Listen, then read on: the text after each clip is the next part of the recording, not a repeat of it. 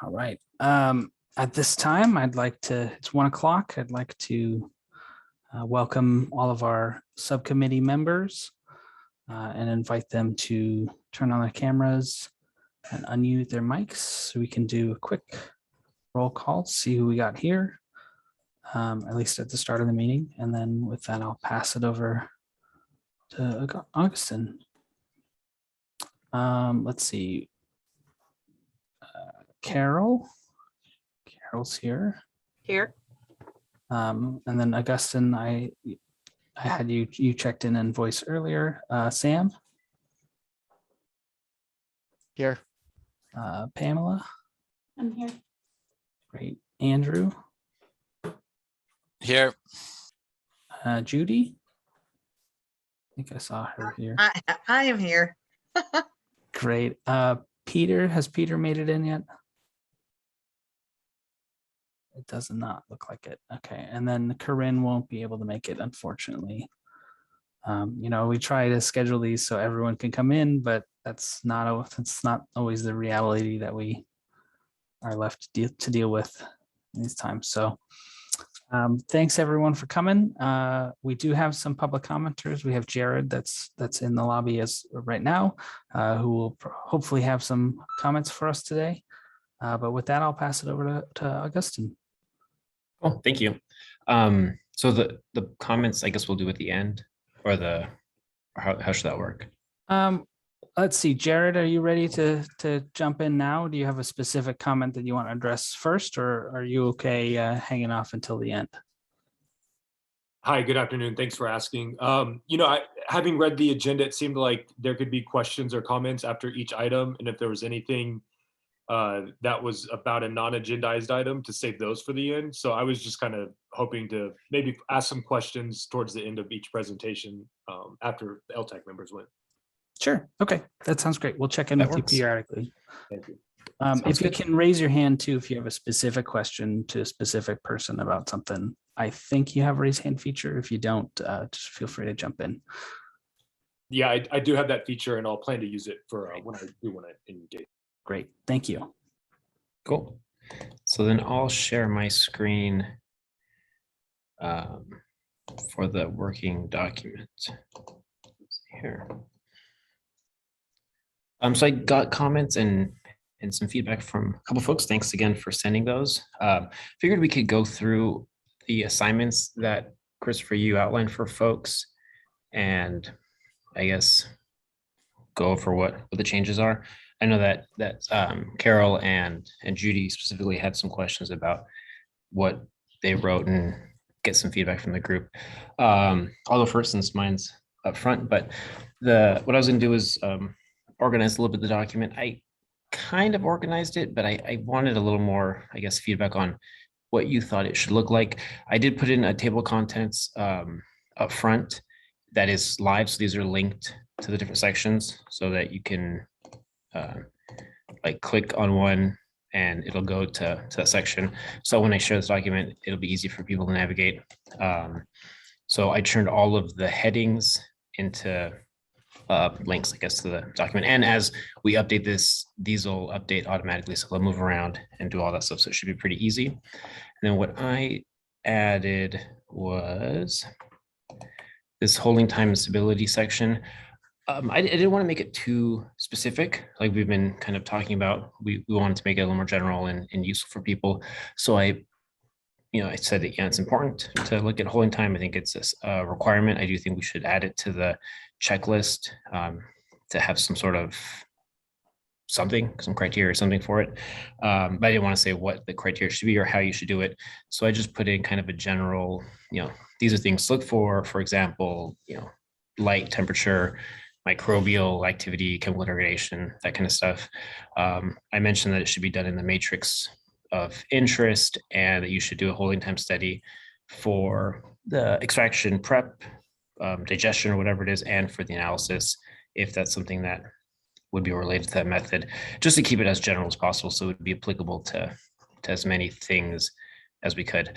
Does that kind of make sense? Is that okay with folks, or would you prefer more general than this? Like I put some examples in there of, let's see here, like you might want to choose a different container if you have, stuff is photosensitive, or if it adheres to the bottle, or you could use a preservative to minimize chemical interferences or different things. Is that okay for specificity, or is that too specific? You must do this, must do that. Carol, but go ahead. No, I think giving examples is a good thing, because it gets them to start thinking about what potentially may affect their analysis. I always like the phrase, either stating, for example, or stating which could include, but is not limited to, that kind of thing, so that we make it clear that we haven't addressed all the answers and options here. Here's some good ones to maybe start with. I wanted to make it so that it wasn't like a checklist, like, okay, we check these couple examples and that's it. So yeah, I included that kind of like, for example, or some examples or something like that. So I think that works. Should be helpful, I guess, for folks. Cool. So if that section's okay, I also moved around the RSD and Rsc sections. I still think that they're a little bit Rsc for sure is too detailed. I think this is way too much information. So if it works for you guys, what I was planning on doing was actually just taking this out and putting a little blurb on what Rsc is. And if people need it, they can look it up themselves. I think we talked about this last time of not having formulas and how to do stuff in this document, right? I see some head nods, so I think that. Yeah, I think we discussed last time that RSC we would link to CT&I Volume 1 Module 5 for how to calculate RSC. And should I include a description of what it is, or not even? No, yeah, you should definitely talk about what it is. Okay, cool. Yeah. So then I'll do that for RSC and RSD, just what it is and a link to where it can be found. And we'll go that route. And I think that Judy included it in the calibration section also. So we can probably just link up to this section and have them refer to the master or whatever source, which should probably be the TNI for those. Cool. Then I will make that change and send out the document with that change already set. Augustine, I Yeah. don't want to interrupt too much on this, Go but ahead. I've been trying on the version that was sent out, and the links don't work for me on the table of contents. I can see that it is linked, but maybe when it was pulled out of your software, they're not working. I don't know whether anyone else has that issue. You might have to click, hold Control and then click the link. Can you try that? See if it'll do it. Okay, that might be doing it. Thanks. Okay, cool. Yeah. Yes, yeah, it's a little weird with the internal hyperlinks, but you should be able to hold Control and then click it, and then it'll take you to that section. Okay. And Judy, go ahead. Okay, so one of the things that I wanted to point out, and I'm glad you brought it up about RSD, I left that in there for the calibration just simply because I wasn't sure if you wanted to carry it over or not. So you're going to find that, or we will see that again when the calibration section rolls around.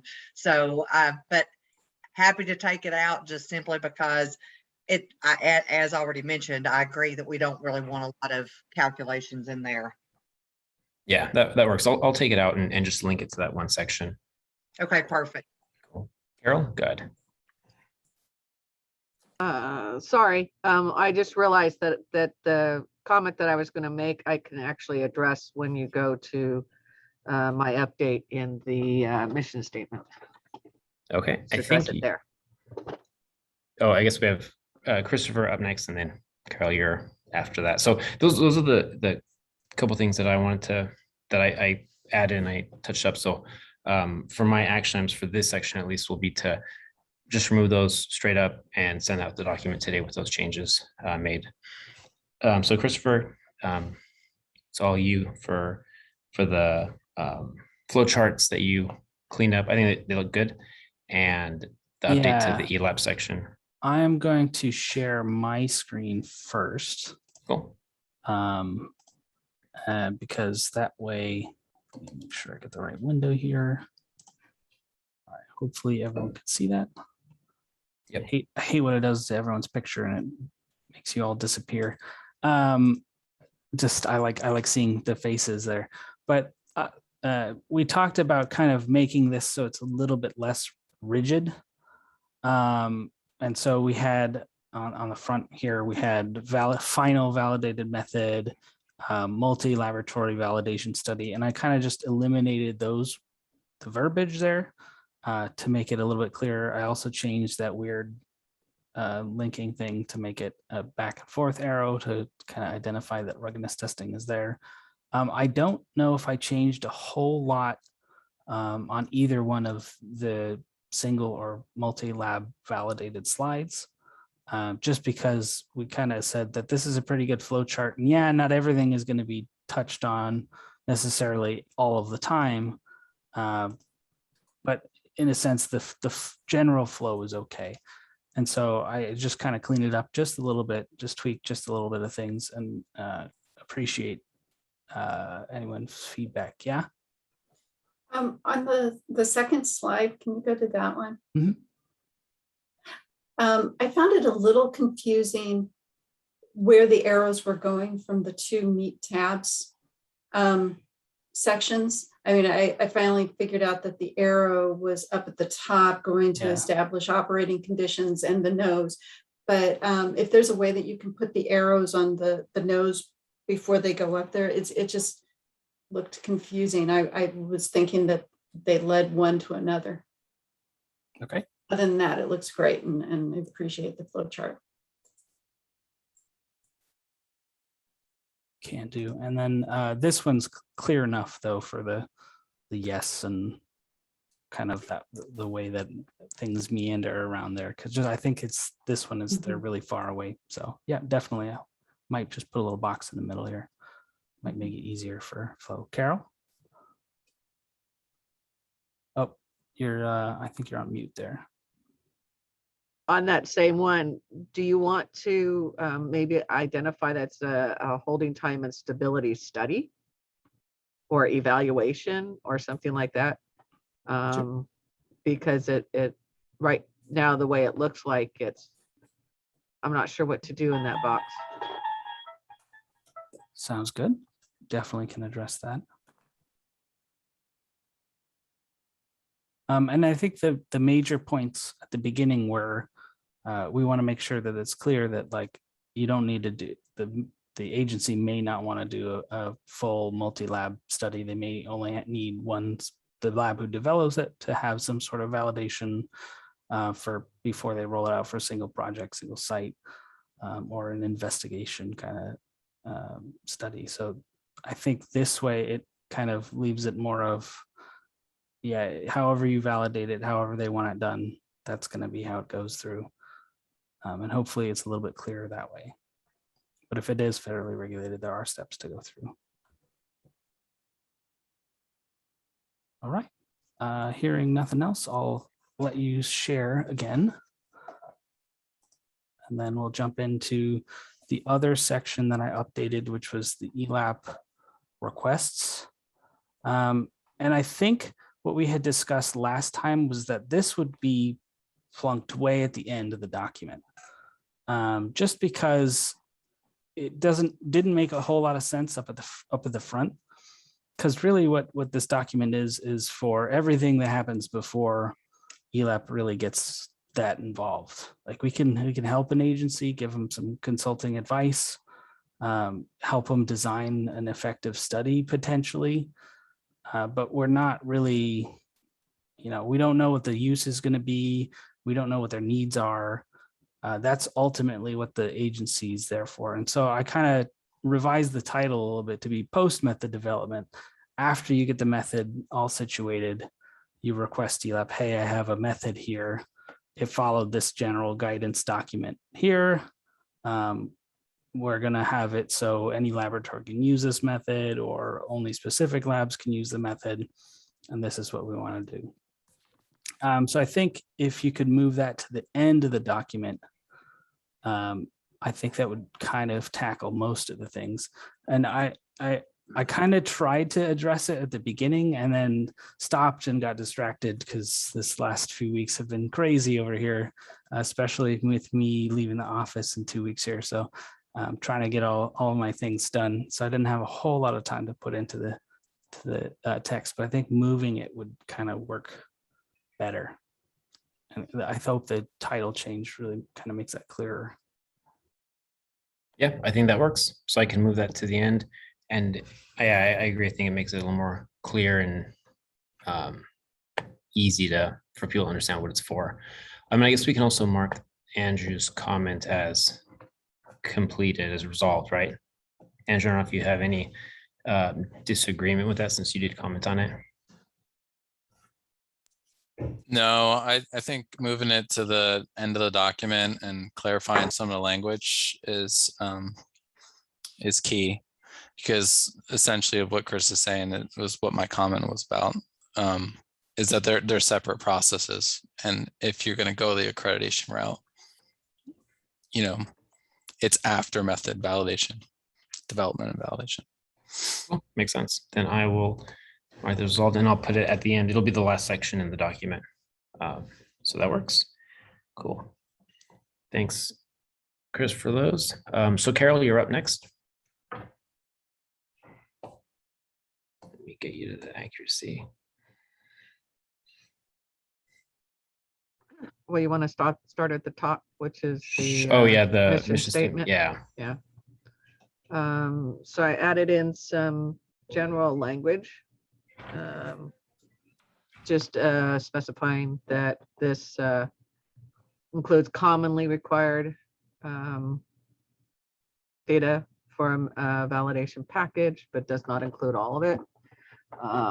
It's a guidance and not the prescribed procedure for developing a new or updated method for use, and to contract specific programs and refer to their program documents.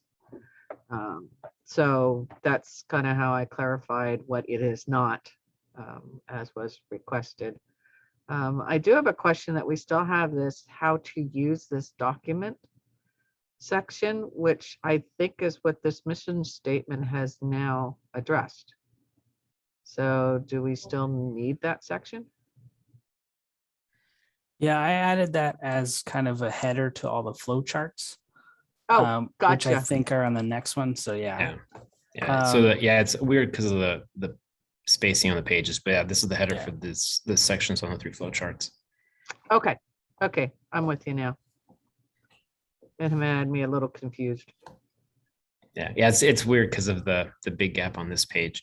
But when I clean up, I can actually embed those photos or those pictures so that they sit with that page, so it's a little bit clearer. Yeah, I think I messed up something trying to put the other slides in and they weren't in the new one. And I'm like, you know what? I don't know what I did, but I'll just stand them out to everyone.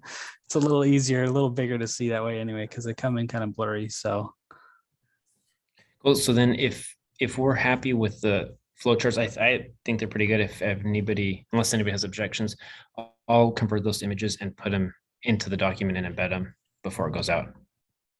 So if anybody has objections, speak now or forever hold your peace. Oh, Jared, good timing. Hi, thanks, Augustine. You're moving fast. So, I felt like there was a good clarifying question about if you need single lab validation versus multi-lab validation.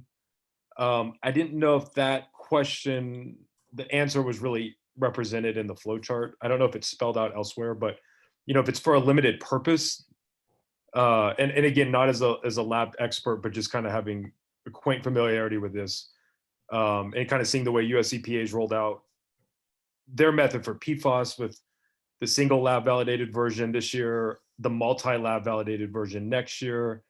That seems like it could be a big difference, and it makes a big difference on time. And so I don't know, if it's a case-by-case thing, but if you could put something in there in the flow chart, it might be helpful to kind of provide that guidance for when single lab is okay. So maybe Christopher, you can give another opinion on this, but I feel like the choice of going single lab or multi-lab validated should be on the requester, whoever is the agency requesting that. We might, it might be helpful to add that language in there so that they know. But I don't know if it's going to be up to the lab to decide, or whoever's developing the method to decide whether or not it's single or multi-lab validated. But I guess, that's a question for eLabs. I don't know. Well, I don't know if it's a question for me. I think you hit it on the head there of it kind of depends. And like Jared pointed out with the EPA method of the single lab being published ahead of time, when normally they like to publish everything as a multi-lab. I think maybe we want to include a small subsection about validation, kind of give an overview of what it is, and then say, you can use a single lab, use multi-lab, and then give some of the examples that we had in the checklist from a couple months ago that Judy had started with how many laboratories the US EPA recommends and things like that from their ATP document. So that might be another section we want to add that'll go towards the end of the document here. I like the idea of that. That sounds good to me. And maybe in combination with what you just described, Christopher, is what Augustine said in regards to it's kind of at the behest of the requester. So maybe add in that element of whoever the state agency is requesting it to specify it, and perhaps provide just like a narrative explanation for why one and not the other. And I think the concern here is, what if it's a really serious or novel contaminant, and not having a fully developed method that's multi-lab validated. And I think in the cases of what it sounded like this was more designed for, with limited use or specific purpose, that single lab validation is not as much of an issue. But if it's going to be something that's broader or more widely deployed, I think that the regulated community wants to make sure that we have confidence in what the results are. Yeah, I mean, it's also, you'll have single lab validation studies because only one lab is doing the testing. So that's part of the other process that you have for the validation is, does it work across the board? And if you're only having one lab do it, who cares? It doesn't matter quite as much. So that's why it is kind of at the behest of the requester and kind of what their intended goal is for it. Like, if you're doing the monitoring or you're enforcing a rule, yeah, definitely you want to have something multi-lab validated. But if you're doing it for investigatory use and you're just kind of getting a general sense of, is it here? Maybe that's not as important. So, but that would be on the request of the person. So yeah, I think you definitely point out a need for another section here. So thank you. No, thank you. Appreciate your receptivity. Thanks, Jared. And Pam, you have your hand up. Just had to find my unmute. Before you were talking about going ahead and putting all the flow charts in, if Chris can fix those arrows first. Yeah, I'll get that to Augustine, hopefully at the end of the day here. Shouldn't be too much work there. Sure, yeah. Thanks, Pam. I forgot about that. But yeah, when you get them, Chris, just send my way and I'll upload and send it out to everybody. And for the additional section, one thing that I also wanted to mention is it might be beneficial. I think Jared mentioned this, but it might be beneficial to include when you should choose one over the other.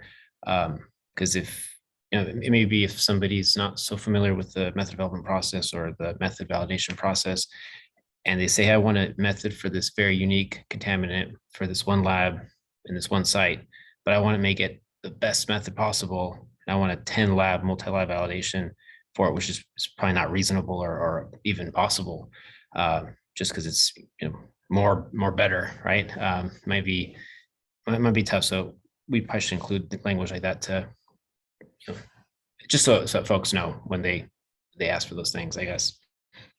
And I guess we could ask for volunteers at the end for these additional missing sections. Unless somebody wants to volunteer now. If anyone wants to volunteer now, then. The end works, I think. Cool. So the next section I have here for Carol is you did the accuracy section, right? Let's see, where is that Yes. guy?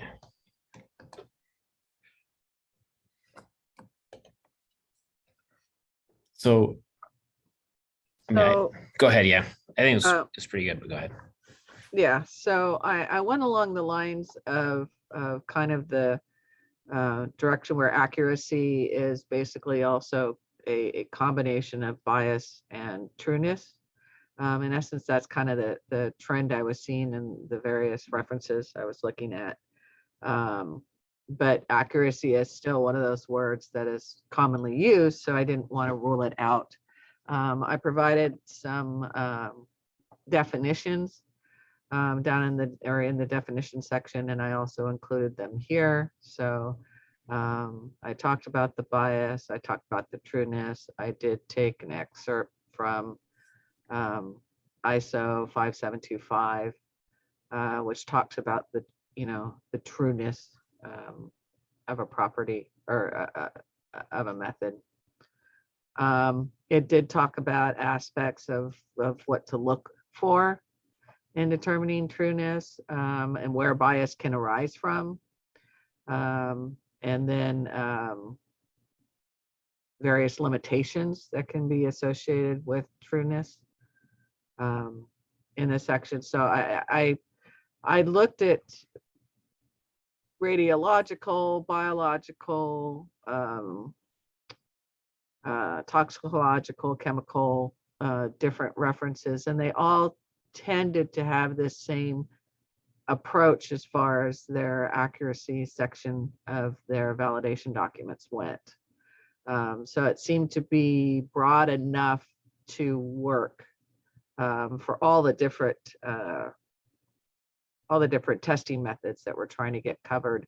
And it doesn't specifically go so distinct on a result as a reference to a known item. I mean, to the point where you could use a previously tested sample as your reference material and then develop your accuracy from that previously tested material. So you could, create your own reference material. And I included that in here because I know there's going to be some tests out there where you don't have a reference material to use or a spiking material to use to determine your accuracy. So how do you address it?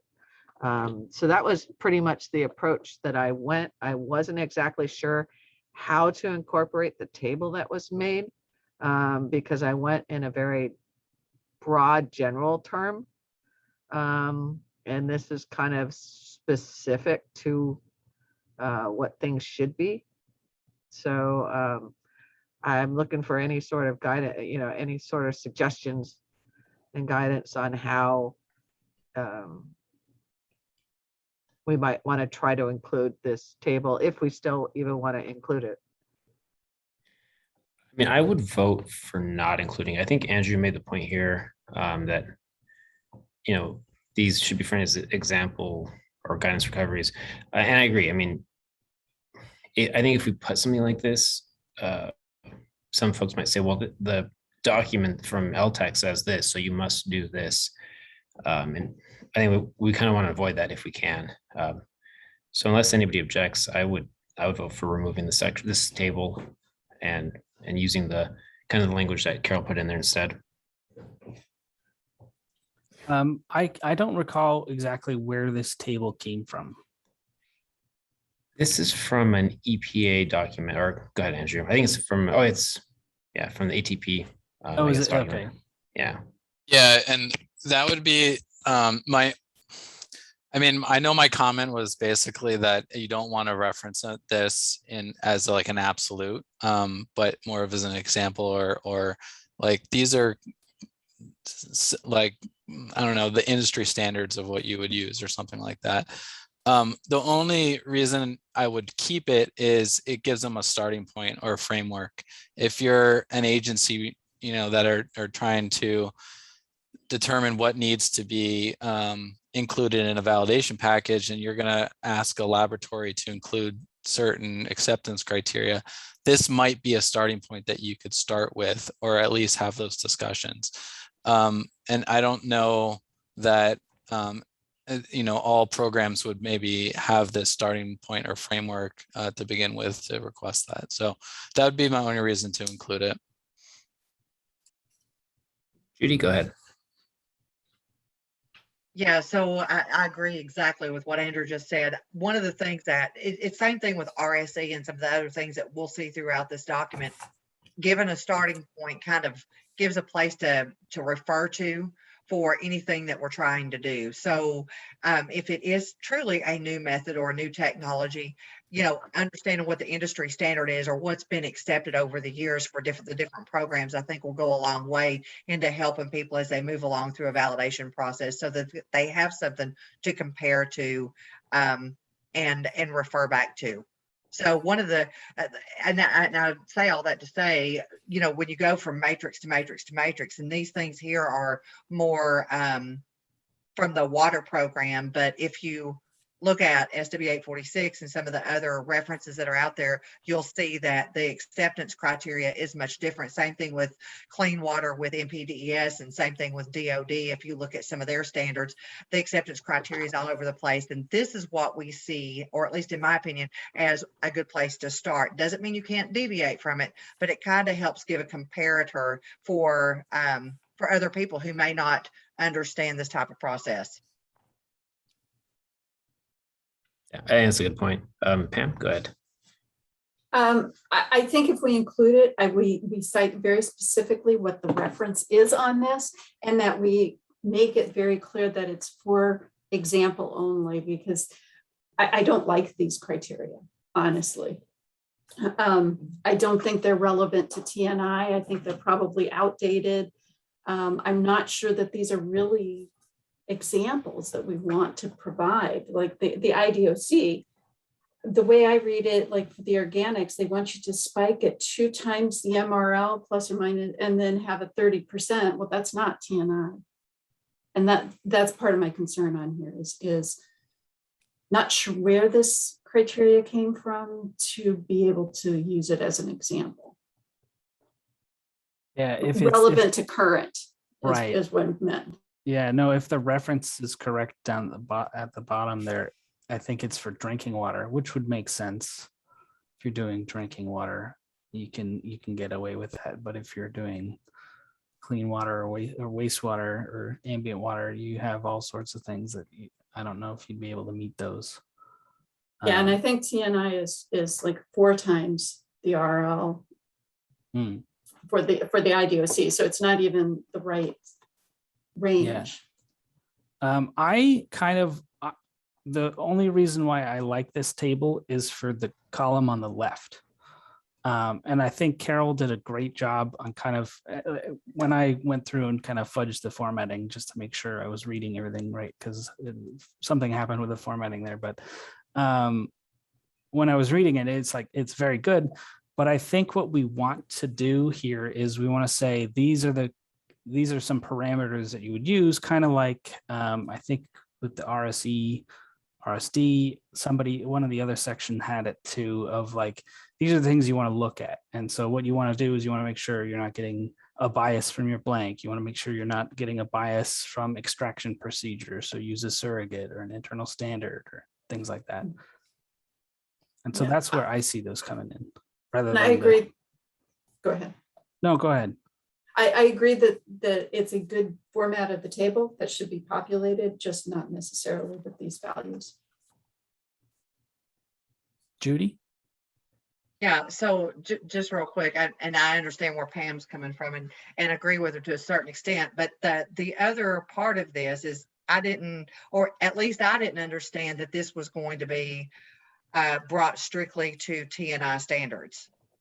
So from a method validation perspective, while TNI is the National Environmental Laboratory Accreditation Program, I get that. But from a method validation standpoint, whether or not this is TNI or not, I don't know is necessarily relevant, because it's certainly not less than TNI. As a matter of fact, TNI doesn't address it quite like this. So I guess maybe from my perspective, I'm looking at this more from the standpoint of a starting point and a comparison, a place to compare to for methods that actually can perform at these particular levels. So, I mean, I'm good with it either way, but I can see the value of the table, and I'm looking up the document right now to make sure that this is the correct reference.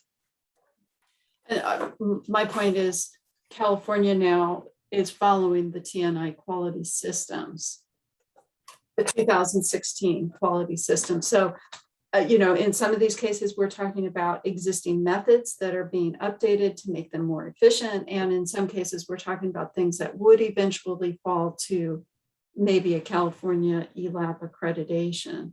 And that's where I think the TNI does apply. And it talks about new method development and IDOCs and that type of information. Yeah, you might have been gone from that one meeting where we kind of focused in on that, Judy. We did kind of say that whilst the document could be used for any number of purposes, ultimately it's being designed around a method that could come to ELAP as a part of a accreditation request. Not necessarily that it would, but that it could. And so with that in mind, we were building it around the TNI framework. Because like Bam said, it'll be a requirement beginning in 2024. Okay, yeah.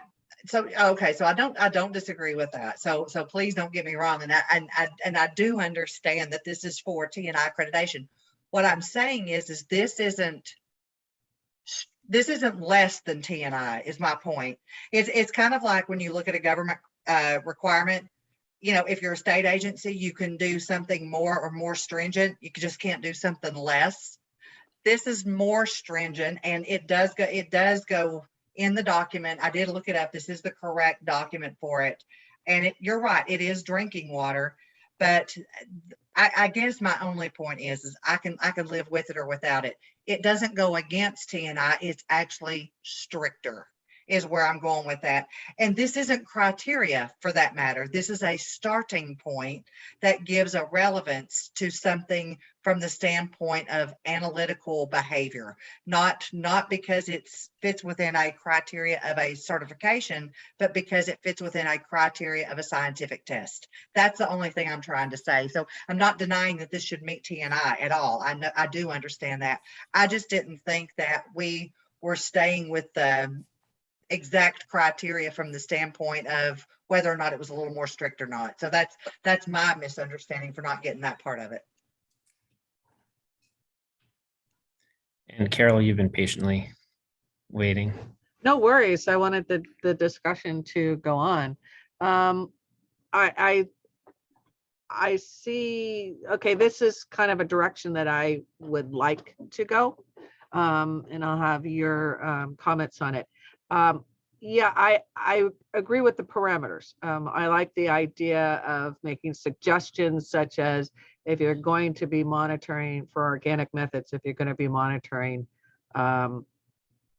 bias in your prep, you may want to include surrogates, to serve that purpose. That can be added in the text. I'm hesitant about using a table like this because you're dealing with drinking water, and as we know, drinking water has the most stringence of everything in it. My problem with that is everybody's going to start with that, and if you're doing anything but drinking water, you're going to fail, and then you almost feel like, well, my method's not useful because I can't even come close to meeting these general criteria.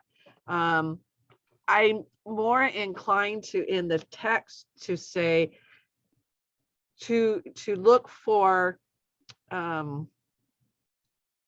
similar chemical methods or similar instrument methods, and for the type of material it's going to be applied to, and see where their default criteria are and start with those. So like for SW 846 and the organics, they all start with a 70 to 130. Spikes, surrogates, everything's a 70 to 130. And that's the place you start with while you're developing your own in-house limits. So I'm more inclined to kind of refer them to some sort of existing technology method to help them look at a place to start with their criteria. What do you think about that? Judy, go ahead. Yeah, go ahead, Judy. Yeah, so the only thing that I see about that is when you refer to a method, or you're going to have to refer to a program that most closely matches your matrix, because the way a particular method will actually perform is going to be heavily dependent on what the matrix is. I mean, everything going from air to tissue to water, soil, whatever matrix you're talking about. So that person's going to have to know which program to go to. So the only, I don't know, I don't, I feel like I'm stuttering now. The only thing that gives me a little heartburn about not giving some kind of starting criteria is a person not having something to compare to. And when you said 70 to 130, I mean, that's the same thing as plus or minus 30%, which is what we're seeing for the organic methods on the IDOC on this particular table. I'm not going to argue for the table one way or another. It doesn't matter to me. I would say, though, that things like this are useful if it's properly introduced. So, I mean, I would hate to think that anybody would look at this after it's been said, these are, common limits or, common comparators. These are not necessarily what your method is going to do. I think if you phrase it enough different ways, I would hope to think that nobody would look at this and go, oh, my method's not performing within this criteria, so it's no good. Because then we haven't done our job of making it clear what the purpose of this table is. It was the heartburn that I had, and I think anybody in T&I knows me well enough to know that when it came to RSE and RE, I was the largest voice in the room over 2 years' time about that particular criteria, because they gave none. And even the ABs were like, what do we compare this to? And there really wasn't anything. So the door was wide open, realizing, of course, that you would hope to think that people are going to do things that are reasonable and do something like 20% or 15% or something that makes sense compared to other methods.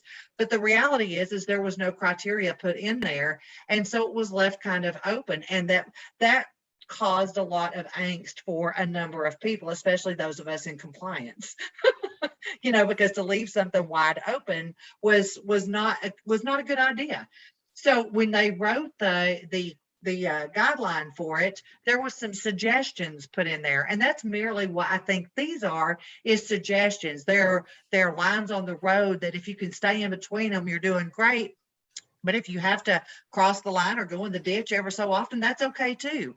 But that's the whole purpose of this, is to give some kind of criteria. So that's just where I'm at with it. So my thoughts. And that's kind of what I'm trying to do by saying to refer to a program method for a starting place. You confused me a little bit, Judy, because you're like going, you would hope that nobody would use something like 50% when 30% is what is reasonable out there. And the first thing I thought of, why did McDonald's have to tell you that their coffee's hot? Then you went back to the aspect of, as a regulator, you want to restrict them because, if you don't give them guidance, you've got the wild, wild west going. So you almost kind of contradicted yourself there. Okay. Which is confused me a little bit. So it's like, my idea is to not give them a starting point, but to give them a starting point within the program. I mean, it's obvious that they're developing a method for someone, and it's going to be for some sort of regulating body. So they should look at the criteria of that regulating body's methods. If you're doing it for drinking water, then you need to go to the drinking water regulations and the drinking water methods to find your starting points. And that's what I was trying to do, is just say, is go to the methods, you know, of those programs and start there for your criteria. And, you know, don't just make them up, or don't say if you don't meet this, you're because there's a lot of people who have issues with spike recoveries of plus or minus 30%, especially when you're dealing with methods like 8270 and 8260. They're compounds that can't do it. And if you put in a criteria that you know, granted, SW 846 does say start there, but they do then, you know, have a document which specifies, and this is how you develop your own limits. So there is a starting point and guidance to deal with if you can't meet those starting points within their own regulated methods. And that's all I was trying to say, is go to the regulation or the agency that you're doing this for and find out where their starting points are, and use that in developing your accuracies. And that was just how I was going to suggest doing it versus putting in a specific table. Okay, so what I'm going to summarize so we can kind of all make sure we're on the same page here. What I think we're saying is the table as is no good, because it's too specific. What we like is the parameters on the left, and we say these are good. These are all things that we should have in our document and describe. But then we should say refer to Drinking Water ATP, refer to Clean Water Act ATP, refer to program or other method to get an idea of what limits should be applied. Yeah, I think that's a pretty good summary. And one thing that I also maybe would hesitate against putting limits in here, I think the method developer would know. I don't know if someone's going to be in a position to develop methods and not say, oh, my recovery is only 38%. It's no good. I'm more concerned with a regulator who maybe doesn't have a lot of experience or says, well, the document says 30% and can't tell the difference between suggest a starting point and an absolute, it has to be 30% yes or yes. So yeah, I like that approach. If that works, we can put in some references. Hey, you could look at this document or that document to get those values and see what people think. Judy, go ahead. Okay, I'll try to make this quick. So I just so that I can clear up the confusion from earlier, I didn't mean to sound confusing by saying we should be regulated and we shouldn't regulate. That's not at all what I meant. What I was saying is that in the T&I standard, what we wanted to see happen is we wanted to see a number like this that's reasonable, that not to hold anybody to, but as a starting point, because it was a new criteria. That was the point of asking for that, was so that we would have a starting point, and they absolutely would not put it in there because they didn't know where to start it at, even though we had plenty of history with RSD and other things. But that's beside the point. And then at this point, I'm just gonna say I concede defeat on this because I don't agree that we shouldn't have a starting point. And I don't believe that everybody's gonna know what agency to go to. Because if you're doing monitoring, I'm gonna pick on PFAS. You've got 3 different agencies out there right now. Drinking water has a method. Wastewater's trying to have a method. SW 46 claims to have a method. Everybody's criteria is different. The number of analytes they're looking for is different, and I'll guarantee you their acceptance criteria is going to be different as well. So the only reason why I even promote anything like this is to just to have something to start with. Doesn't have to be a confining thing, but again, I concede defeat. Take it out. I'm good. Can we do just a link to those different programs and have people put in that little bit of effort to look it up themselves? Because essentially this is a table copied from that EPA document. If we say go to this document and look it up yourself, it gives them a little more effort for them to go and find it. And you know, they still have a starting point, but it's not in the document as this says 30%. Would that be a reasonable compromise, I guess? The only issue that I have is I almost think that by looking at this, we can scrutinize this table as people who are familiar with the programs, drinking water, wastewater, and all that, and know the differences. If somebody's in academia and they're not familiar with the industry, they're not going to understand the differences in the programs. And they're not going to understand that if they're literally just going out to characterize something in the environment, they may or may not know where to go. And I'm not sure who the guide is going to be on this type of validation process. I mean, who's going to help them with this document, which my hope is that they could go through this document. It would lead them from path to path. But if it is somebody who's not a laboratory that's done this for a long time, like we have, I don't know how well they're going to navigate regulations that we all know how well they do and do not work together. Judy, with that kind of scenario, I'm wondering if they could even find our document. Sure. Well, if they're developing for California monitoring, I would hope to think that they would be able to, though.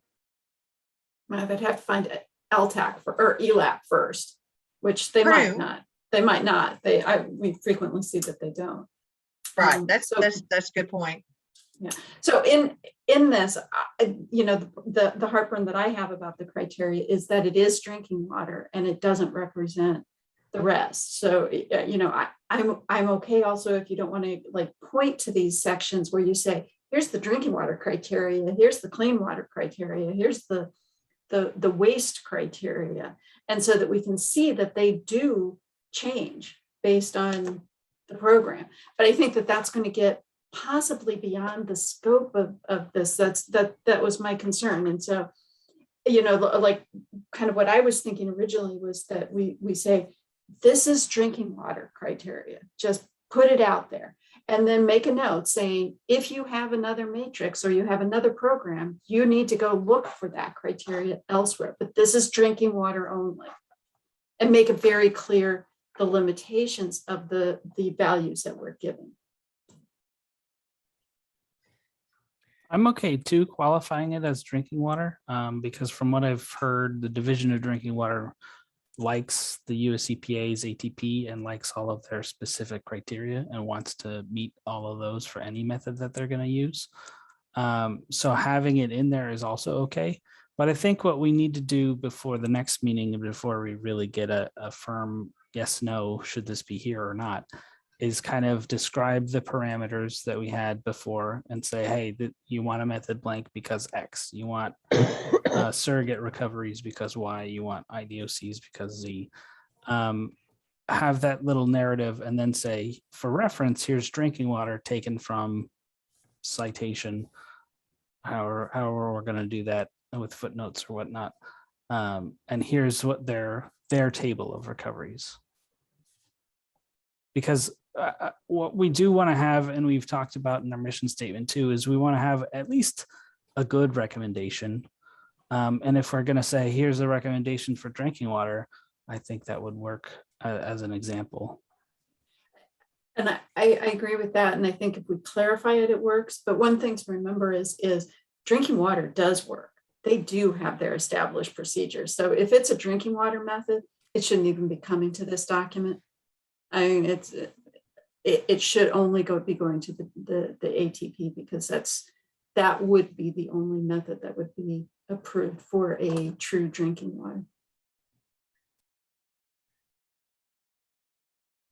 Okay, so we'll put the table vote on hold. If Sam, if you want to chime in, because I know as being our micro expert on our panel, this probably means absolutely nothing to you. So be curious to see what you say. Yeah, so I mean, based on the conversation, it sounds like I can see the table being useful as an example, but I don't know if we want to, I think based on what some of the comments, is to, set this as the criteria, because it depends on the method developed for specific programs. So yeah, that's really all I have to add on to this.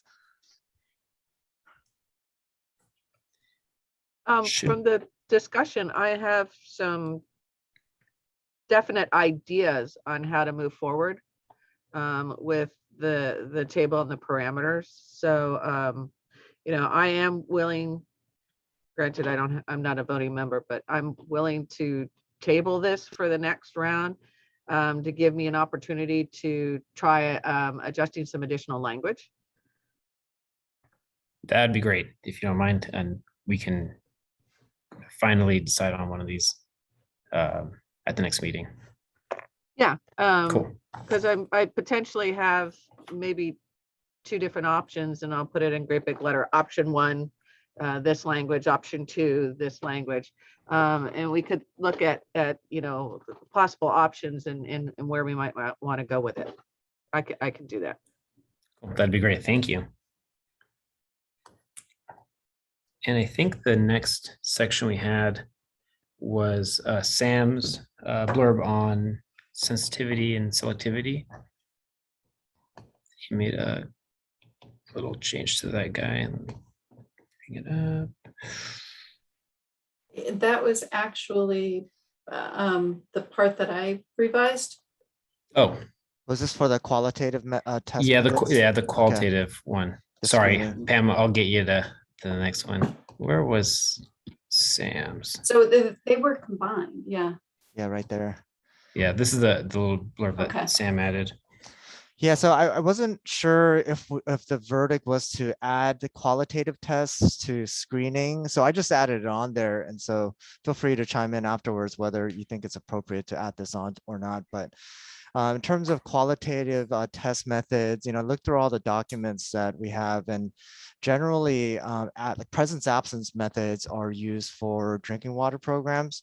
And so this really kind of focuses it on like drinking water, like as a matrix. So with that said, there is some general like standards on how to approach like ATPs for presence absence method, and essentially, and so I don't know if this is too much information for this part. But I kind of followed the prior sections on how much detail we went into. So generally you want to do 20 replicate analyses, and from each of the 10 matrices. So I shouldn't have said matrix, but it should have been more spikes. So with drinking water, it's recommended that you use wastewater as a natural source, as a spike. And so you have 20 replicates from each of those 10 spikes into your matrix of interest, which is drinking water. And then you perform those replicates for a total of 200 replicates. And then if you have a method that you're going to compare against, then you do a side-by-side comparison. So I'll stop there, and then Pamela, you have your hand up, so do you have a question? Yeah, I'm sorry. I was waiting for you to finish. If you have Okay. more, please go ahead. Yeah, so with that, it's recommended that you do tests all positive samples and verify those for up to 200 samples. And then from there, you can calculate false positive. Well, the performance of the method is measured by testing for the false positive rates as well as the false negative rates. And it's essentially, it's a 1 minus specificity. And then you have the percentage there. And then for the false positive rates, and then for the false negative rates, you'd calculate by subtracting 1 from the sensitivity. So that's pretty much it. I'll stop there. And then Pamela, did you want to follow up with a question or comment? Yeah, so when I read this section, of course, I'm reading it from the chemistry standpoint, and this section confused me. And I think that maybe like right up there at the top under the screening qualitative, we want to say that this is only for those screening methods, because the determination of the false positives, false negatives, and others for chemistry is handled differently.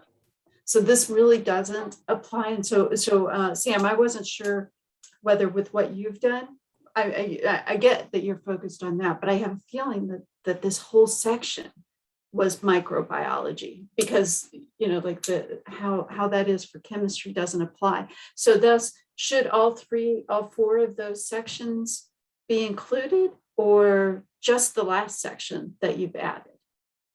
And then do we want to make something up at the top saying that this only applies to screening of microbiology?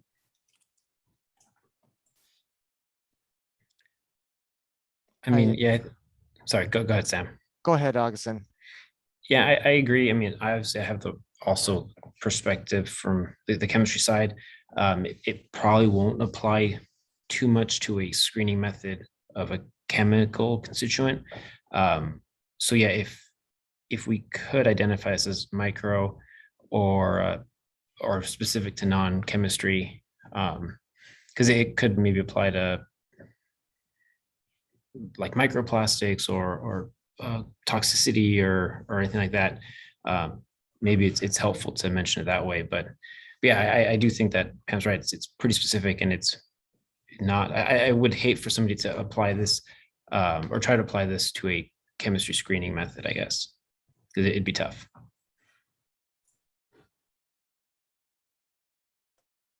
Yeah, I think that's what we had talked about too, is we want a kind of a general statement of like, if you're gonna do a presence absence above a certain number, you have to define what that number is, and then make sure that you're not getting a bunch of false positives at said number.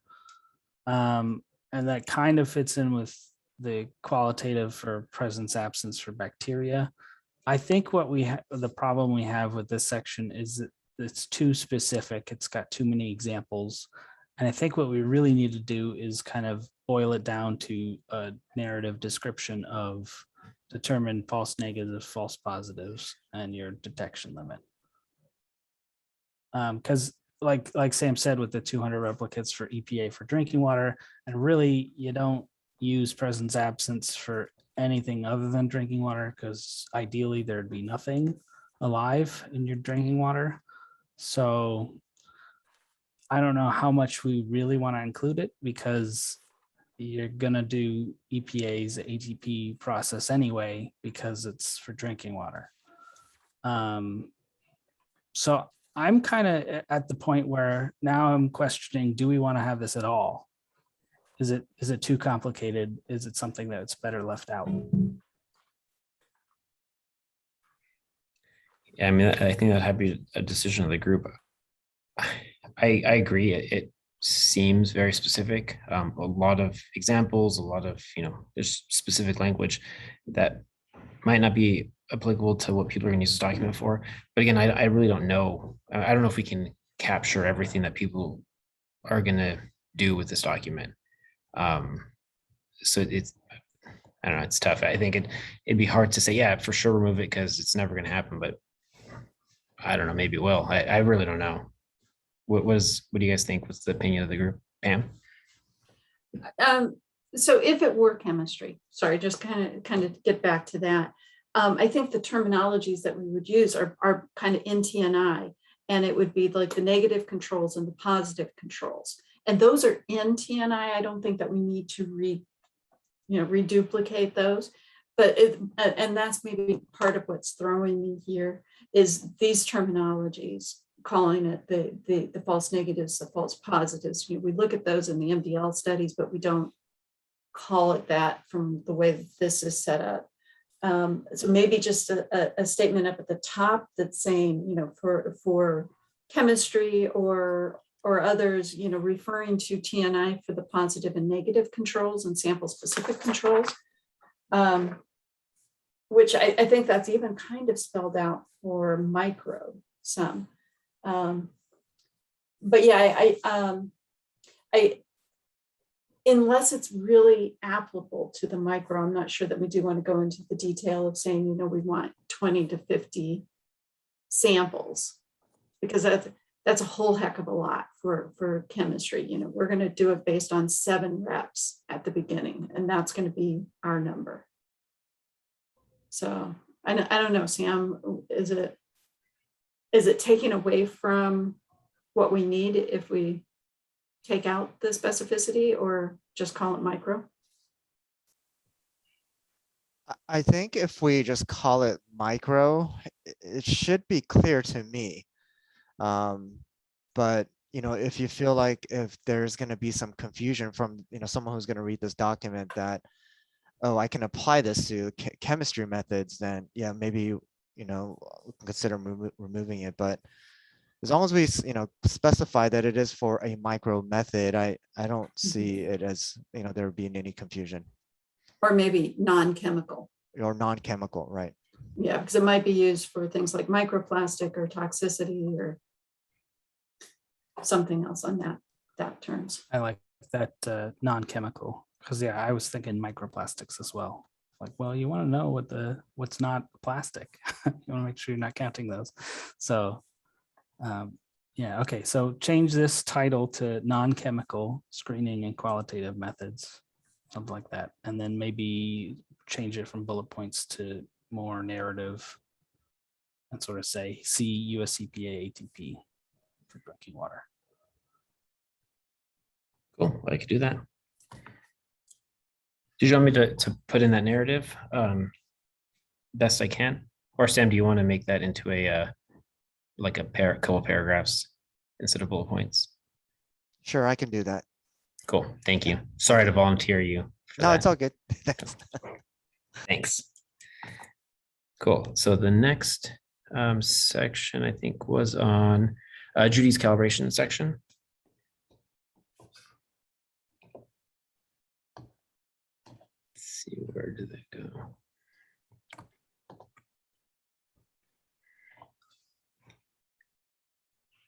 Oops, Judy's still on here. Yeah. Yes, I'm still on. Cool. Sorry, I got very quiet on my end. So I feel like this might be a lot of detail. But I guess what do you guys think? What's the consensus on how much detail we should have in calibration, and how much should we let people figure out themselves? How much should we tell them how to do it? Okay, so based on the earlier discussion, where I'm happy to see that the calculations go. I put those back in, I put those in because they were in the original document. So I'm happy to see those go. So let me just say that. And as for just to kind of give you the thought process on this, and I tried to explain a little bit up front on what the purpose, for the initial calibration is, and the thought process you kind of have to go through in order to pick a calibration model. And then just kind of went through the different ways that you can verify the, calibration curves. And so it may or may not be, the best way to approach this. I put a lot of information in because I figured we can easily take things out rather than to add things. And then in items 2, 3, 4, and items 2 through 7, item 7 is the calibration or the type of calibration curve and the minimum number of standards. So sorry, I'm jumping to the bottom just to show that that's directly from TNI. And then going kind of up through there, everybody talks about calibration, but they forget to remind you that if you're going to calibrate something, you need to verify the calibration with some kind of second source, and you need a continuing calibration because you need to determine how often you need to prove consistency with the calibration curve. So the only thing I said about that is that things typically range, and I know the range might bother people, I don't know, but I put a range in there, and I put 5 to 20% because, believe it or not, there are actually some methods out there that has a 5% criteria on a CCV. So, but anyway, I just put in there some kind of typical ranges for performance for calibrations. And then, of course, in the evaluation portion of number 4, I talked about relative error and relative standard error. And then, of course, acceptance criteria, and number 3, calibrations shall be established based on program or project specific needs. And you have to determine and document the criteria to establish calibration acceptability. Didn't really go into how to do that because I think we talk about quality control somewhere else. But then on the options, obviously you kind of leave it open for other things, because while these criteria are the most, or these choices are the most common ones, it doesn't mean that there's not other ways that you can do this depending on the technology. So maybe we should confine this to chemical analysis or to supporting equipment. Like there's certain things that you use even in a biology lab that you still have to calibrate. So I don't know. I think maybe the thing to do would be to make this a little bit more definitive. And if it's too much information, I can make a run at paring it down. But I think there's some important explanations in here into how to use some of these things. And I do make the statement that correlation coefficient, they're moving away from that, or we're trying to get them to move away from that. So, which is the whole purpose for RE and RSE. So anyway, just kind of my thoughts on what this should be saying. And again, it could be too much, so I'll be quiet and get some feedback. Pam, go ahead. I actually, am I on mute? No, I'm not. I actually like the level of detail that you put in here, Judy, including the criteria with the range. I like that you know, you're 5 to 20. I might have made it 5 to 30% criteria that you had on some of these, but I like it that we're saying it could be somewhere in there. It could be 10% depending on your program. It could be 20%. It could be 50% if it's a crappy method and crappy instrument, and gives us that flexibility and is clear about that. It looks like most of your formulas, you know, it's questionable whether or not you need the RSD calculation, but it's in there. You have the relative error. I think that's probably good, because if you're pulling that from TNI, again, like you said, that one becomes one where we're not as familiar with it yet, and so maybe we can take it out in 10 or 15 years. But I mean, it's not like you're giving the quadratic formula or Right. going into detail on that. So I think that these are probably, I didn't go through the formulas to make sure they're right, but I think that the level of detail that you have there is good. And I do like the ranges and the acceptance criteria.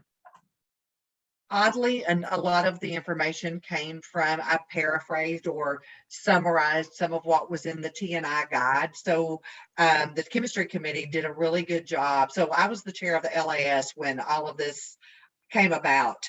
And the chemistry committee, everything that goes on with the committees had to come through my committee before it could go to the accreditation council. So what happened was, because this was new, we required guidance documents be written for a lot of these new changes in volume 1, module 4, which is the chemistry module. And so this guidance document was a result of that, and it addresses a lot of really good things. So I put that in as a reference when I gave this information back to Augustin, because I wanted, at some point we want to add that as a reference, because it is a really good guide. It's it gives you all of the details on things that you would not find potentially in other places. So thank you for those comments. I appreciate that. So one thing I would say might be missing is instrument specific or manufacturer specific guidelines, because there are, you know, some ICPs still want us to do a single point calibration, and some of those new wet chem methods insist on a cubic calibration. I hate those. Yep. But we don't have a way around it.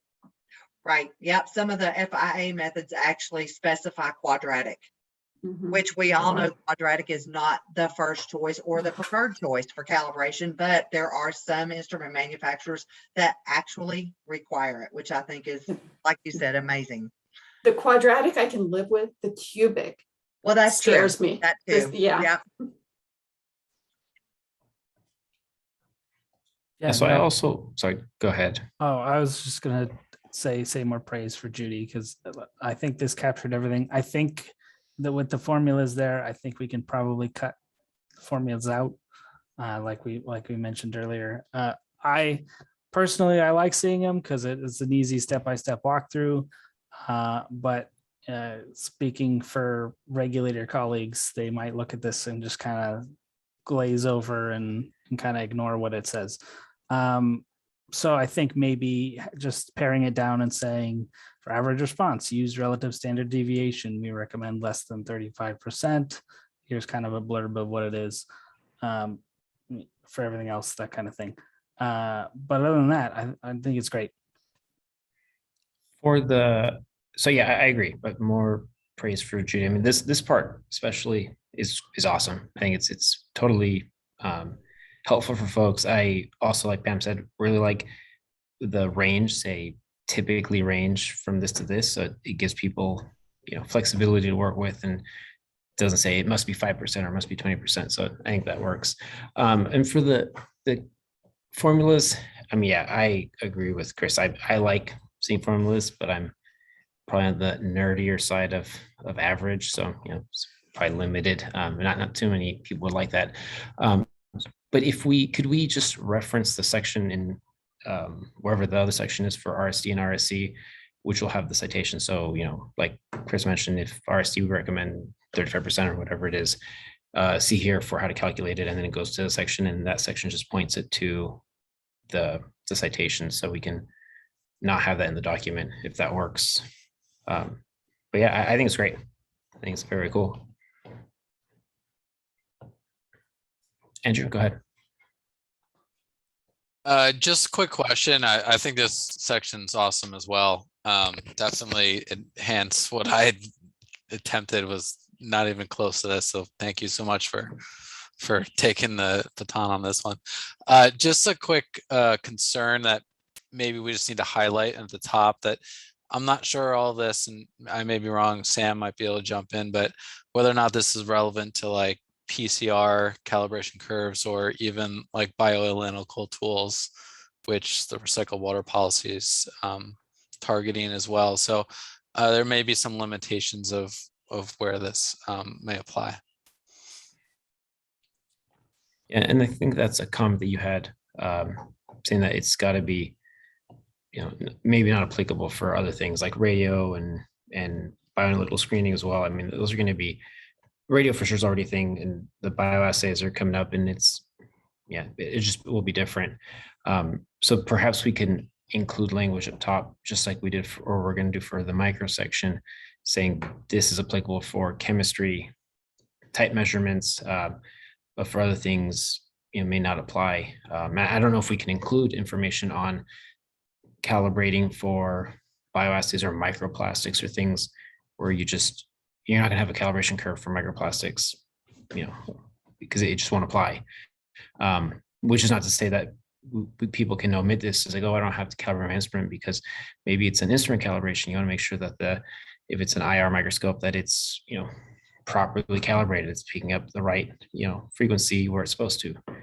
So perhaps we can add a section of instrument specific calibration, like a mass tuning for mass spectrometers, or, whatever for other things. Or would that be outside the scope of this document? What do you guys think? I think that might fit in with Pam's comment of including step 1B reference whatever the manufacturer also requires. Because typically those manufacturers will at least mention that, oh yeah, you should tune for mass spec. But they kind of are vague on some of them, and some of them are like, use this thing, which nobody's ever heard of. But I do want to know from Sam, would PCR or something that you kind of calibrate like this, would it work, or is this kind of not applicable to PCR either? Yeah, so for PCR, it would. I think some of this would apply. I'll have to go through it a little bit more closely, to be honest, but you do generate a calibration curve for PCR. So a lot of this would apply. I'll go through the language to see if it's specific for PCR. If not, I can maybe kind of create a separate narrative that's specific to PCR, similar to the qualitative screening method that I did for microbiology, I should say, not micro, because Chris, as you mentioned. Yeah, and I think also, while this might be, for my granted limited experience with PCR, it would probably work with, qPCR, qRT-PCR, but maybe digital droplet PCR would be a little different. So there's a lot of things that we should look out for sure. So yeah, Sam, if you could add something like that, that'd be awesome. I think very helpful for the section.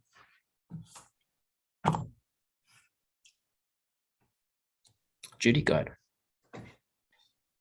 Yeah, so on the qPCR, digital droplet PCR, I know that as we're looking at developing a checklist for accreditation of qPCR, or for just COVID and wastewater in general, we came upon this very same thing, talking about calibration and linearity, anything that'll produce a linear response, that anything that you have a known concentration and a incremental instrument response as the concentration goes up, you know, is applicable to this type of calibration criteria.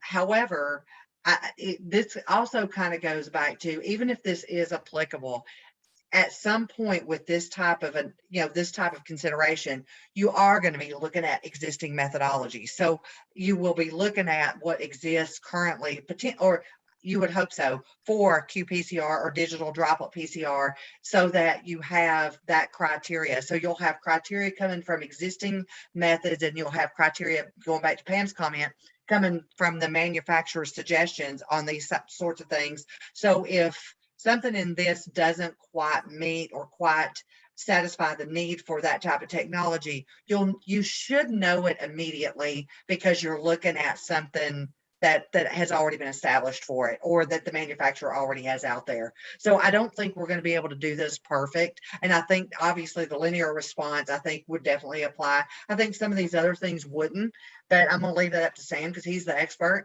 But I will say that while this should apply to almost any instrument that provides a response for a known concentration, there will always be the caveat that if it's a different technology, use what's existing. So, and maybe that's the caveat that we put in there. Just my thoughts. Yep, I think that makes sense. Did you want me to edit this down and send it out, Judy, or you want to make those couple changes, or how should we do this for the document that goes out? I'm happy to edit it. However, kind of sounds like we could do it and send it out for more edits. No, go ahead. You're good. Okay. I mean, nothing significant has to be, no significant changes have to be made to it. So I think it's fine. Okay, cool. So I'll make those couple changes of the formulas and referencing the previous sections and send it out. Cool. Thank you for that, Judy. That was very cool. And the last one is Pam. Sorry, last but not least. You had the sensitivity section. Yeah, sensitivity, specificity, and then the method detection limit. Yeah. So this one, it had the references up at the top, the one going down to the microbiological section, but because these are terms that cross over, I took away those references off of those parts and kind of made it generic up at the first couple of paragraphs to cover both chemistry and micro, and then down about halfway where it talks about the sensitivity in microbiology, I added back in that reference that this is now specific, that this sensitivity and specificity is specific to the micro section, because I think that's the key part. The part up above on the sensitivity, it was mostly from the 40 CFR method detection limit rule. So I just kind of tweaked some of the language to make it more inclusive of what was in, maybe what was missing from the MDL procedure, and kind of keeping that more in line. And then trying to keep in the framework of that, we are going to be affected by TNI for California. TNI uses both terms, MDL and DL, and they're trying to keep that straight, or keep those as options, both of them meaning the same thing within the realm of the TNI. So that was what this, it may also be known as the level of detection, or DL, just so that we're not setting a term in our document. Okay, and then if you want to scroll down to the method detection limit section, that's, however named. This part, I tried to stay very much in line with what's in TNI. So I kind of brought it back to the LOD, LOQ components of TNI. I did in some cases add a little bit more specificity, like I think the signal to noise. I don't remember whether I added that, or that was in TNI. I think I added something like that because I'd heard that we had wanted more details on this.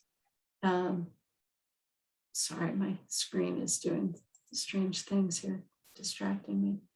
And then I basically included what the language is in TNI, and then where applicable, pointing back to the MDL procedure, the part about the limits of detection that was wrapped up in the other part, that section that I deleted there. So I just took it out of that part, and then the limit, if you can scroll down a little bit more. Then there's the limit of quantitation at that point, and basically that's from TNI, and I took out all the references to DOD, and then the definitions down below, or I kept it to the MDL and the LOQ, which are based on TNI and not DOD, and then I took out the DOD reference. So, any comments, questions?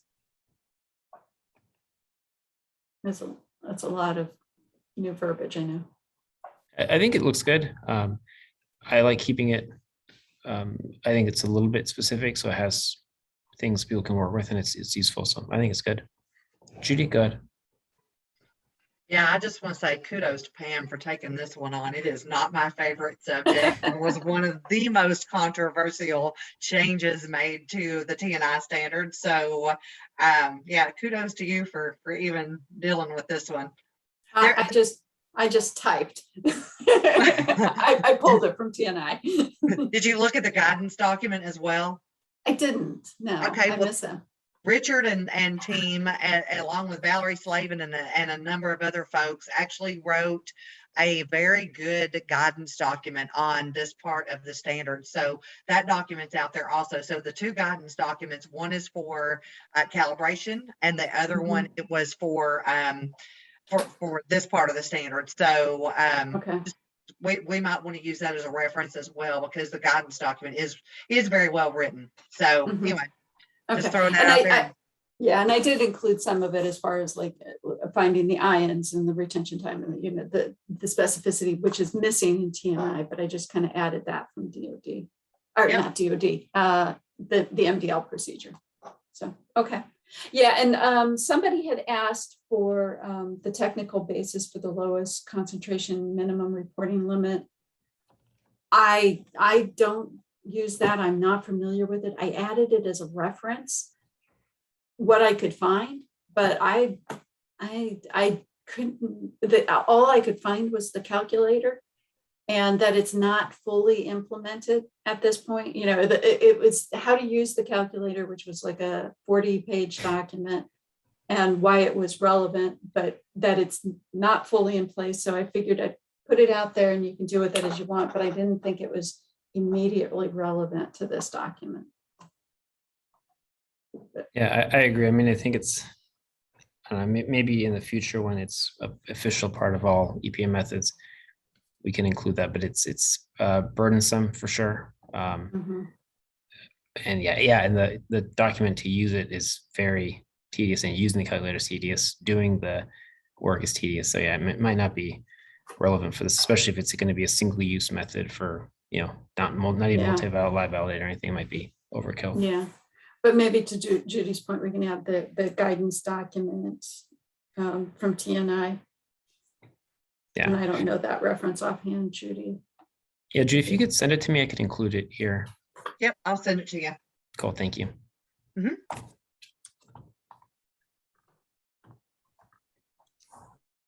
Any other comments on this section from Pam, from anybody? Andrew, go ahead. So this is one of those sections where, Pam, I don't even know how you even started this, because it's a debate that we have in programs at the water boards endlessly. I don't know if we want to include similar / synonymous terms that people use interchangeably for programs. So for instance, drinking water is moving towards the MRL a designation in their methods, right? And that may not be applicable for Clean Water Act methods or SWA 46 methods. So I'm not sure if we want to kind of include as many terms in here that might be used interchangeably, unbeknownst to the program, that they're not necessarily the same, because everyone has their own acronyms and different definitions for each term. So I don't know if that is something that we want to include in here or not. I just know I'm trying to perceive this document and as a program specific kind of need. If they're going to look at LOQ and say, LOQ, I've never used that term before, I don't even know where to begin. But maybe some prompting of like RL or MRL or something, and that may strike them, oh, they're talking about, some sort of reporting limit. I think I just saw a typo that I have LOW instead of LOQ verifications in limits of quantitation D. Set D, just kind of scroll up a little bit. It should be Yeah. LOQ, not LOW. I think I would tend to stay away from all of those cross references, because once we start cross referencing everything, that's where we're going to get into, DOD has their terms and they are not the same as EPA's, and don't even try and go there. I think, again, when we come to the MRLs, we're talking drinking water, and drinking water really shouldn't be going to this document, because that would be the one matrix that I would say does not apply to this, because they are very regulated and very much have their procedure, and drinking water is probably outside the scope of our procedure, because we can't say, we can't set a procedure for drinking water. But I think some of those other terms, I think I tried to include it where it's common terms, but I think if we get too many, it's going to get convoluted. I'm sorry, go ahead. I was just going to say, for drinking water, if it's a state specific parameter, they're allowed to use non-ATP acceptance criteria. So there will be times where a state specific parameter could be applied. This document could be applicable, but in general, you're right. If it's a federally regulated constituent, then it's very regimented. Same with Clean Water Act for that matter. But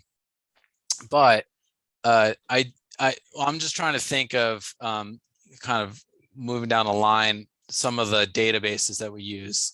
None of them have, for the statewide, have LOD or LOQ. So again, we're going to, this information, when we're talking two different languages, really basically with, the laboratory community versus maybe some of the regulated community, which I know there's difficulty in it. And I know that we don't want to go into, every program's definition of a term, but I was more kind of like how TNI says, or however named is kind of how that caveat where they catch all almost. And I used exactly that. Okay, so I'm thinking maybe instead of saying and however named, maybe say your program might use something similar like this to mean it. And really, I think for this document, we're really talking about, all right, we have a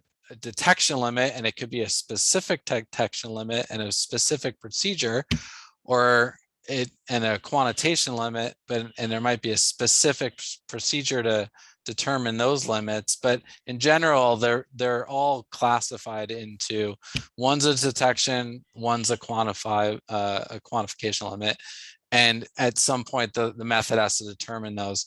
And I'm not sure if we can be that generic, or we want to just stick straight with the TNI language. So again, and I don't expect resolution out of this. I'm just trying to play devil's advocate here as far as utility of the document. Carol, go ahead. I agree with Andrew. I've had similar situations with our regulators. And I'm thinking potentially it would be almost like an introductory paragraph to this section where we sit and say, you know, this section is going to be talking about these two subjects. It has a large number of terms, you know, it could be an MRL and all this. And then what we do is just say, for clarity in writing this section, we refer to them as LOQ and DL, or however we're going to relate to it. So we could just say it has all these different names and all of them are correct. And so you need to refer back to your documents or regulations or credit or body or whatever. But for the purpose of this document, we are calling them this and this. And that way you get the clarity that Andrew is trying to look for without having to completely rewrite your section and include every potential option that could, or set of initials that can be used to identify this. It's just a thought. So my recommendation, after spending a long time then delving into the language on this, I would move that up to the sensitivity and specificity section, where that's where I say it's an MDL or DL. And then saying the method detection limit may also be known as the LOD or detection limit. Then I move into the MDL and I'm only going to call it an MDL at that point. So that's kind of that point. So there's that section there that calls it, you know, MDL. It could be something else. You could add a section on LOQ, could be RL, could be MCL, could be MRL, you know, but I just be careful because some of those terms do start to get contradictory. And so that's why I was trying to stay within a definition and then use the same term. And then you have to compare the definitions. Yeah, I agree. I think that would be helpful. Andrew, would you mind writing a little intro paragraph or like a couple sentences for that? Yeah, I can take the existing and just I like the idea, like Pam says, is really having it up top right by the sensitivity, like the intro to the topic. And I'll try to find a place where it'll be appropriate. But yeah, I can work on that. Cool. Thank you. You know, I was also thinking that I know it's way back and I didn't volunteer. I was slow to the gun there, but Jared had a comment about when is it multi-lab validated versus single lab validated. I wouldn't mind taking a stab at that if no one else wants to, but just I wouldn't know where to put it. I don't know. It's obviously at the front of the document as far as the use, but I would take a stab at it and then let the rest of the LTAC pick it apart. Yeah, that'd be great if you don't mind. Yeah. Cool. Thank you. And speaking of Jared, I don't know if Jared, I saw you came back on. Do you have any questions or comments so far? I think I had to change from my office to my vehicle. And, that was the change. You know what?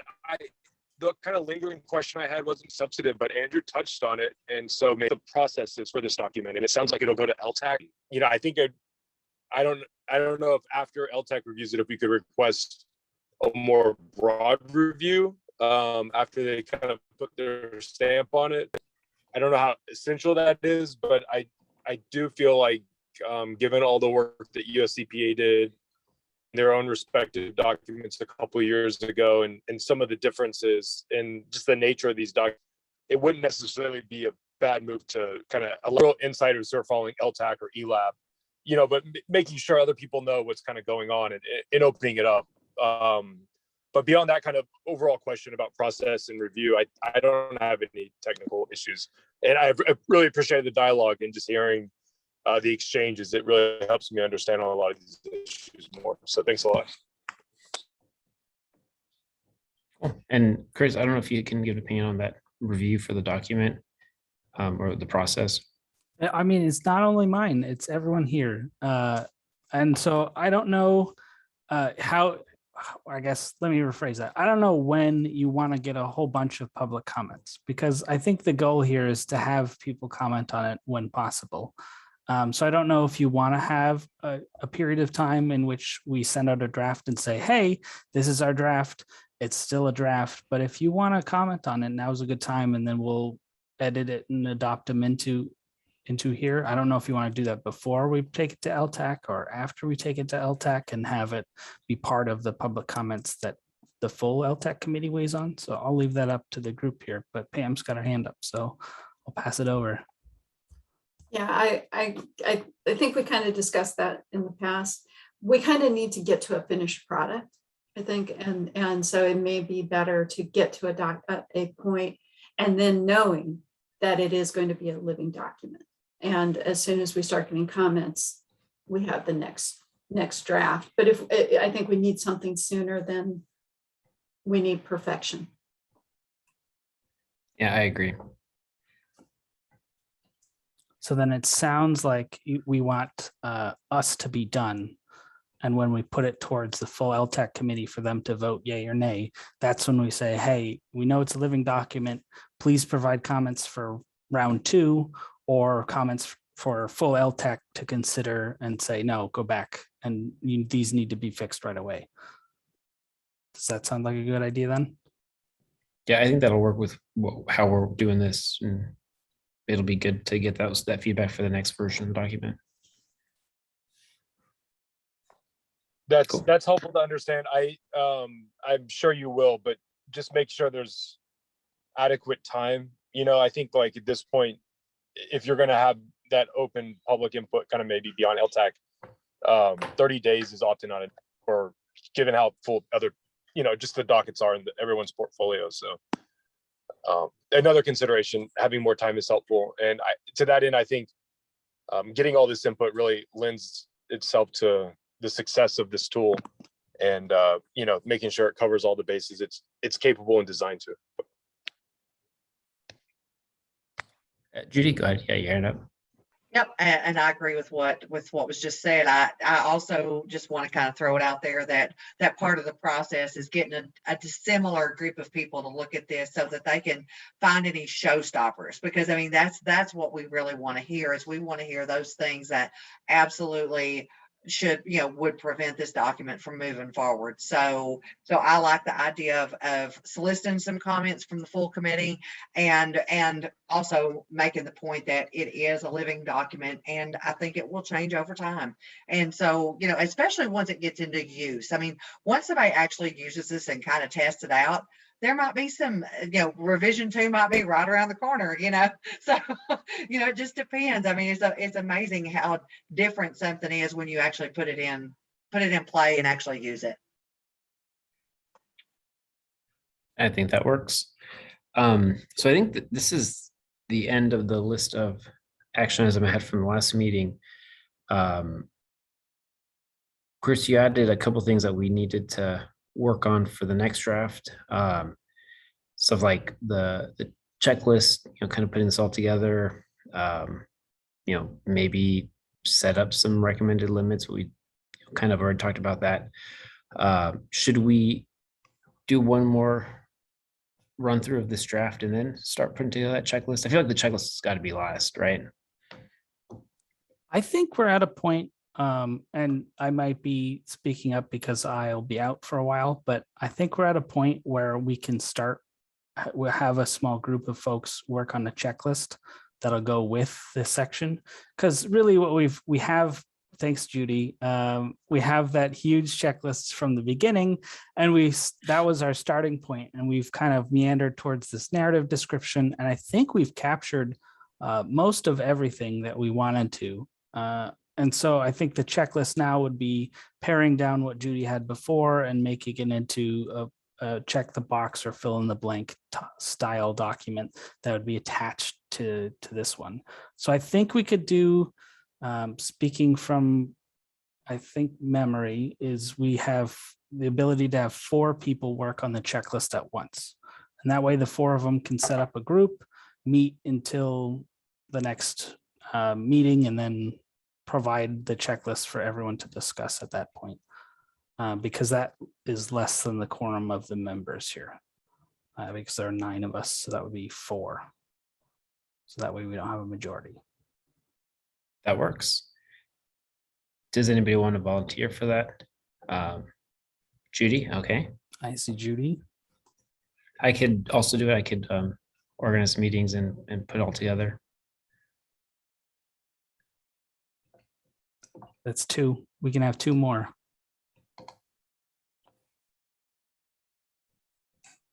Sorry, can't see people's hands if anyone's raising them. Does anyone else want to volunteer? I think it works. It'll just be Judy and I. Okay, it's going to be Judy, not Augustine. You can decide later and reach out later if you want to. It sounds like, Augustine, you're going to be doing a lot of the stuff, but it's probably good because you're the document controller.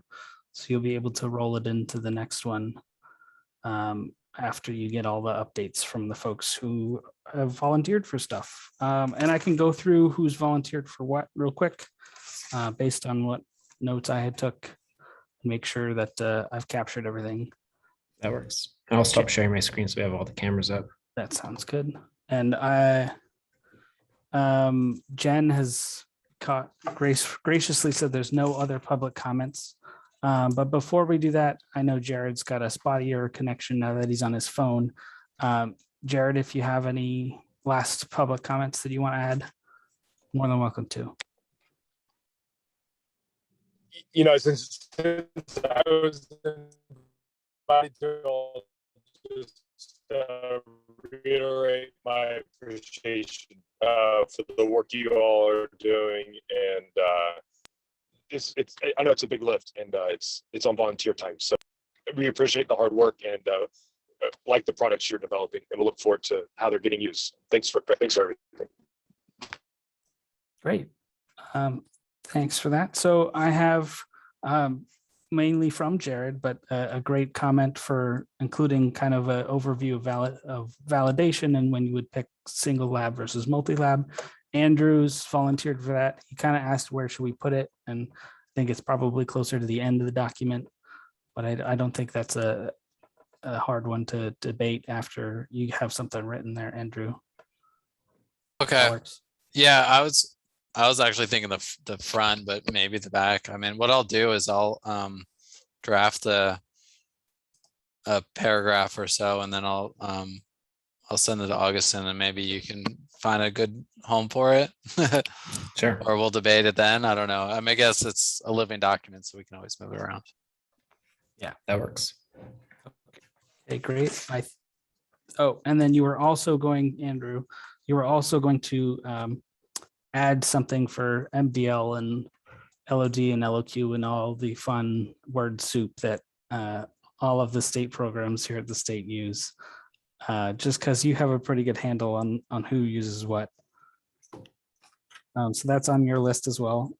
For Carol, I think you had volunteered for to change the accuracy table, basically remove it, put it in a narrative and say, and kind of like we have the calibration curve of typical ranges range from. Well, I'm going to provide a couple options for how to address that kind of information. That's right. 2 options there. I think you had mentioned.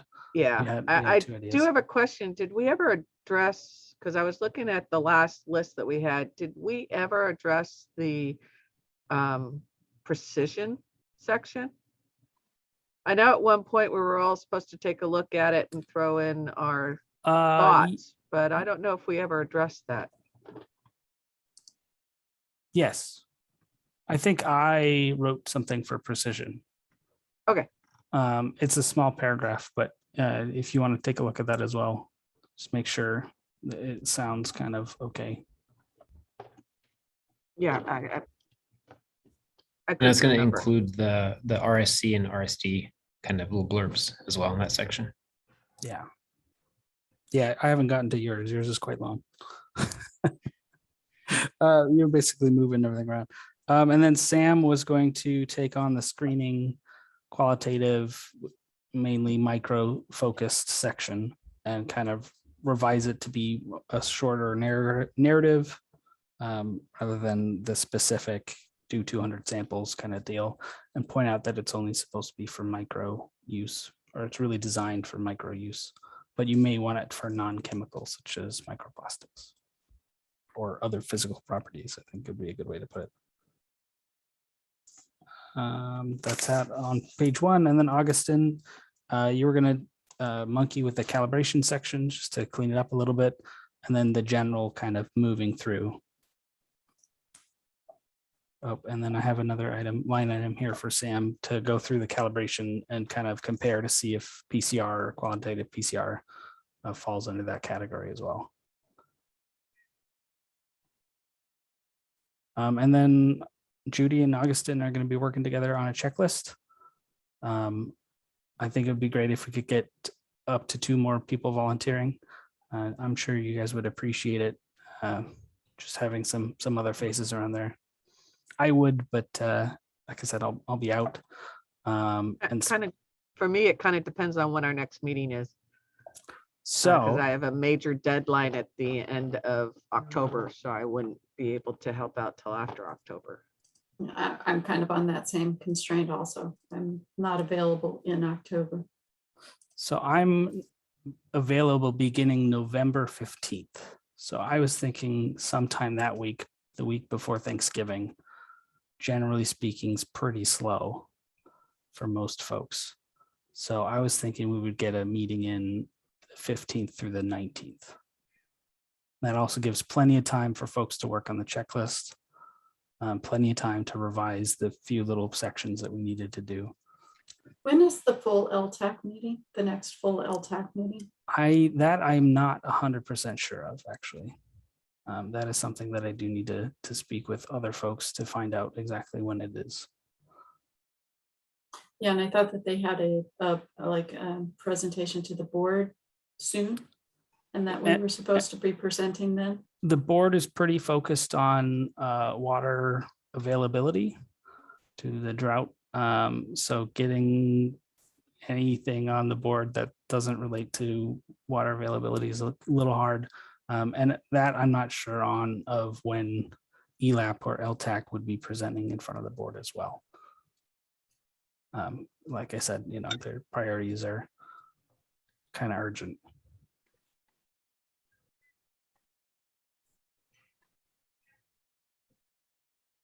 So I can come back and provide an email update, but I don't know if that really changes when we would meet necessarily. Just kind of what needs to be done by that point. Judy? Yeah, so if I may propose something, I know that Carol's busy and I know that Pam is busy through the end of October. That if Augustine and I were to work on the checklist and get something by the end of October, how about if you guys jumped in and did some review on it prior to the meeting in November? Yes, I'm fine with that. I was With about to Carol. volunteer that.